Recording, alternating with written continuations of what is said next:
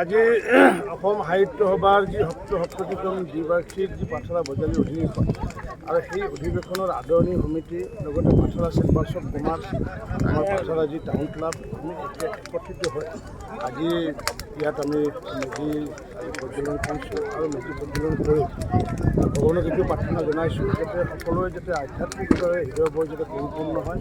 আৰু এই চেগতে অসমৰ প্ৰতিগৰাকী বয়োজ্যেষ্ঠ নাগৰিক প্ৰতিগৰাকী আই মাতৃ শ্ৰী চৰণত মই সেৱা লৈছোঁ আৰু লগতে যিসকল মোৰ সমবয়সীয়া বা কনিষ্ঠ তেওঁলোককো মই শুভেচ্ছা জনাইছোঁ শুভেচ্ছা জনাইছোঁ ৰঙালী এই ভোগালী বিহুৱে যাতে এই জুইৰ যাতে উত্তাপে যাতে সকলোৰে যাতে মলিন ক'ৰবাত যদি চিতৰত থকা মলিনতা সোমাই থাকে সেইখিনি যাতে আমি যাতে আধ্যাত্মিকতাৰে আৰু লগতে সমগ্ৰ অসমবাসী ৰাইজৰে আশীৰ্বাদ বিচাৰিছোঁ আৰু যাতে আমাৰ পাঠশালা বা বজালীৰ অধিৱেশনখন যাতে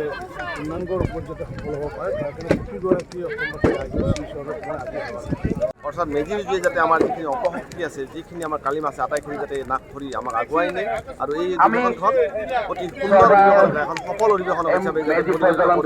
তাৰ কাৰণে আমি চলাইছোঁ আৰু সকলোৱে আহি একেলগে সকলো বজালীবাসী আহি ইয়াত সকলো উপস্থিত হৈছে উত্তাপ লৈছে আৰু একেধৰণে ঐক্যবদ্ধ হোৱাৰ লিখিত হৈছে যে আমি অধিৱেশন সফল কৰিমেই আৰু এইধৰণে আমি আগুৱাই যাম আৰু আমাৰ যিখন অধিৱেশন এই সফল